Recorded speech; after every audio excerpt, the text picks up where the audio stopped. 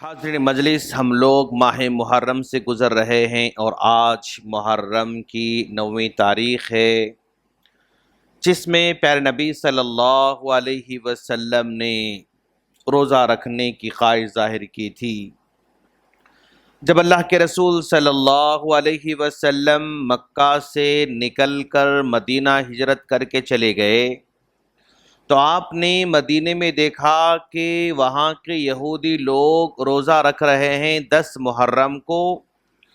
تو آپ نے ان لوگوں سے پوچھا کہ تم لوگ 10 محرم کو روزہ کیوں رکھتے ہو؟ تو انہوں نے کہا، اے محمد صلی اللہ علیہ وسلم، 10 محرم کا دن ہمارے لیے مقدس دن ہے، اس لیے کہ اللہ تبارک و تعالیٰ نے 10 محرم کو حضرت موسیٰ علیہ السلام کو فرعون سے نجات دلایا تھا۔ تو اللہ تبارک و تعالیٰ نے چونکہ حضرت موسیٰ علیہ السلام کو ایک بہت بڑے دشمن سے نجات دلایا تھا، اس نجات کی خوشی میں شکرانے کے طور پر ہم لوگ روزہ رکھتے ہیں، ان کی اتباع میں، ان کی پیروی میں ہم لوگ روزہ رکھتے ہیں۔ تو اللہ کے رسول صلی اللہ علیہ وسلم نے کہا، اگر بات ایسی ہی ہے جیسا تم کہہ رہے ہو تو ہم لوگ حضرت موسیٰ علیہ السلام کے پیروی کے تم سے زیادہ حقدار ہیں، تم جتنی پیروی کر رہے ہو اس سے زیادہ ہم لوگ پیروی کرتے ہیں، تمہارا جتنا ایمان حضرت موسیٰ علیہ السلام پر ہے اس سے بڑھ کر ہمارا ایمان ہے، تم جس طرح موسیٰ علیہ السلام کو مقدس سمجھتے ہو ہم اور بڑے ان کو مانتے ہیں، لہذا ہم بھی روزہ رکھیں گے۔ اللہ کے رسول صلی اللہ علیہ وسلم نے 10 محرم کا روزہ رکھا، لیکن پھر کہا آئندہ سال اگر میں زندہ رہوں گا تو میں 9 اور 10 محرم کو روزہ رکھوں گا، اس لیے کہ صرف اور صرف 10 روزے کو ہم رکھیں گے تو گویا ہم لوگ یہودیوں کے موافقت میں چل رہے ہیں اور ہم کو یہودیوں کی مخالفت میں جانا ہے۔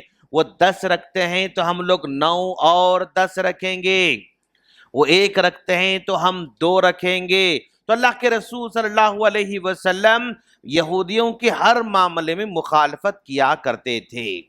ایسی مخالفت کیوں؟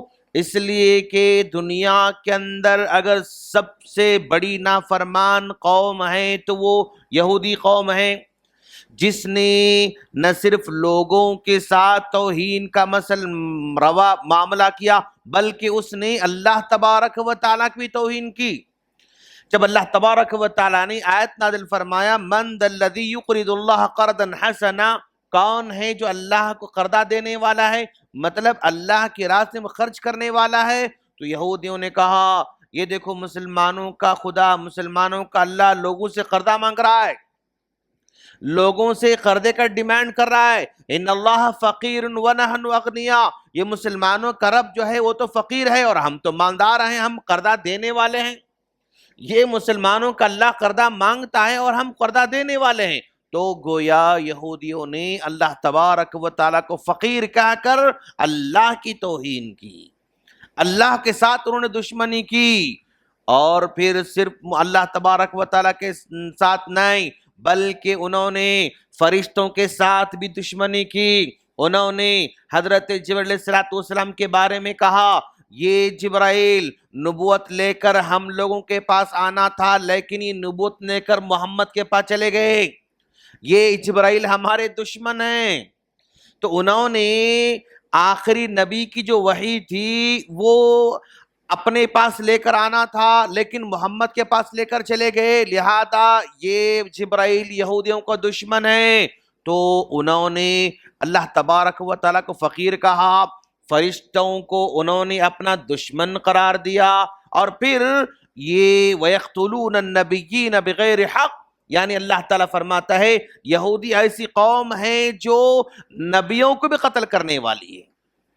وَيَقْتُلُونَ النَّبِيِّينَ بِغَيْرِ حق، حالانکہ انبیاء کرام کا کوئی جرم نہیں ہوتا لیکن اس کے باوجود بھی انبیاء کرام کو قتل کرنے والے لوگ ہیں۔ اللہ کی توہین کی، جبرائیل علیہ السلام کی توہین کی، انبیاء کرام کو قتل کیا، اور پھر یہ بھی دعویٰ کیا کہ ہم نے عیسیٰ کو ہم نے قتل کر دیا، انا قتلنا عیسی ابن مریم، ہم نے جو ہے یعنی عیسیٰ کو ہم نے قتل کیا ہے. اللہ نے کہا وما قتلوہ وما صلبوہ، یہ قتل نہیں کر سکے، یہ سولی پر چڑھا نہیں سکے، لیکن اللہ تعالیٰ نے گمراہ کر دیا. تو یہ الگ بات ہے، قتل تو نہیں کر سکے، لیکن ان کا دعویٰ ہے کہ ہم نے عیسیٰ علیہ السلام کو سولی پر چڑھا دیا اور ہم نے قتل کر دیا. اللہ کے رسول صلی اللہ علیہ وسلم اسی پورے پس منظر کو رکھتے ہوئے یہودیوں کی مخالفت کی تعلیم دے رکھی. اللہ کے رسول نے کہا یہودی لوگ روزہ رکھتے ہیں لیکن وہ بنا سحری کے روزہ رکھتے ہیں، تو ہمیں سحری کر کے روزہ رکھنا چاہیے. تو وہ سحری کے بغیر روزہ رکھتے ہیں تو ہمیں سحری کے ساتھ روزہ رکھنے کی تعلیم دی گئی. یہودی لوگ روزہ اگر افطار کرتے ہیں تو ذرا سورج ڈوبنے کے بعد بھی تاخیر سے افطار کرتے ہیں، تو ہمیں جیسے ہی سورج غروب ہو جاتا ہے فوراً افطار کرنے کی تعلیم ہمیں دی گئی. یہودی لوگ آمین سے چڑھتے ہیں، جب ہم جو ہے یعنی غیر المغضوب علیہم ولا الضالین کہتے ہیں، اس کے بعد آمین کہتے ہیں، تو اس آمین سے ان کو بہت چڑ ہوتی ہے، تو ہمیں آمین کو ذرا بلند آواز سے کہنے کے لیے کہا گیا. آمین کو بلند آواز سے کہنے کے لیے کہا گیا. جب ہم سلام کرتے ہیں تو ہمارے سلام سے وہ چڑ جاتے ہیں، تو ہمیں ذرا بلند آواز سے سلام کرنے کی تعلیم دی جا رہی ہے. یہودی لوگ اپنے جو ہے یعنی وہ داڑھی کو کاٹنا چاہتے ہیں، مونچھوں کو بڑھانا چاہتے ہیں، تو اللہ کے رسول نے کہا ہم لوگ مونچھوں کو کاٹیں گے اور داڑھی کو بڑھائیں گے. کہا ہر معاملے میں یہودیوں کی مخالفت کی تعلیم دی گئی ہے. اور آج ہم جو 9 محرم کا روزہ رکھتے ہیں یہ بھی یہودیوں کی مخالفت میں ہمارا یہ روزہ ہے. اللہ کا رسول صلی اللہ علیہ وسلم یہ ایسی قوم ہے جو آج بھی حد درجے ظلم کر رہی ہے، معصوموں پر ظلم کر رہی ہے، فلسطین کے بچوں پہ ظلم کر رہی ہے، خواتین پہ ظلم کر رہی ہے. نہ اس کو کھانا جو ہے کھانے کے لیے اس کو یعنی کیا کہتے اناج باہر سے آنے کا موقع دے رہی ہے، نہ اس کو کسی کو ہیلپ کرنے دے. یعنی ظلم کی انتہا، ظلم کی بے شرمی کے ساتھ انتہا، یعنی چوری بھی اور سینہ زوری بھی. ظلم کی حد ہے لیکن اس کے باوجود بھی پھر الزامات سارے کے سارے انہی پر ڈالنے والی قوم ہے. یہ ایسی قوم ہے جس کے بارے میں پیارے نبی صلی اللہ علیہ وسلم نے کہا یہ دشمنی دشمنی دشمنی دشمنی دشمنی میں آگے بڑھتے جانے والے ہیں. دنیا میں سب سے زیادہ اگر کوئی مسلمانوں کا شدید دشمن ہے، سنگ دل دشمن ہے، تو وہ یہودی دشمن ہے. لیکن ایک ایسا وقت آئے گا جس میں دنیا کا ہر آدمی ایمان قبول کرے گا. قیامت سے پہلے دنیا میں جتنے بھی قسم کے لوگ ہیں، آج ہزاروں جو ہے مذاہب کو ماننے والے لوگ ہیں، ہزاروں طرح کے ایمان والے لوگ ہیں، لیکن سارے کے سارے ایمان لاتے جائیں گے. اس زمین پر رہنے والا ہر فرد ایمان لاتا جائے گا، لیکن یہودی ایمان نہیں لائے گا. وہ یہودی ایمان نہیں لے کر آئے گا. پھر ان کو وہاں پر قتل کا حکم دیا جائے گا اور ان کو قیامت سے پہلے یعنی قتل کیا جائے گا. کوئی یہودی باقی نہیں رہے گا، وہ چھپ چھپ کر پھرتا رہے گا. اگر کسی درخت کے پیچھے چھپے تو وہ درخت جو ہے اعلان کرے گا میرے پاس یہودی چھپا ہوا ہے. اگر کوئی پتھر کے پیچھے چھپے تو پتھر اعلان کرے گا. اگر کوئی گھر میں چھپے گھر اعلان کرے گا. ہر چیز اس کے پیچھے چھپنے کی گواہی دے گا. لیکن ایک برگد کا جھاڑ ہے، ایک پیپل کا جھاڑ ہے جو اس کے پیچھے چھپنے کی صورت میں وہ گواہی نہیں دے گا.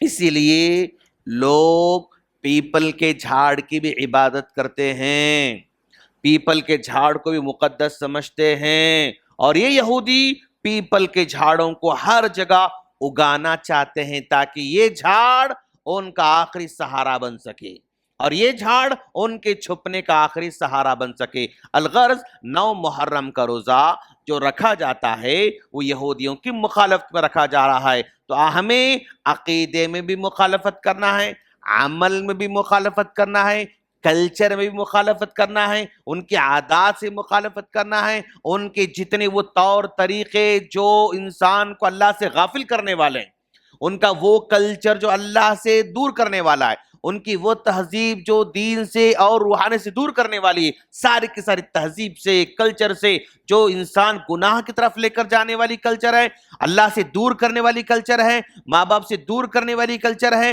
اور یعنی وہ گناہوں میں ڈوبنے والی کلچر ہے، وہ سارے تر کلچر سے ہمیں دور رہنا ہوگا۔ اللہ سے دعا ہے اللہ تعالی ہم تمام کو پیارے نبی صلی اللہ علیہ وسلم کے فرمان کے مطابق چلنے کی توفیق فرمائے، آمین۔ السلام علیکم ورحمۃ اللہ وبرکاتہ۔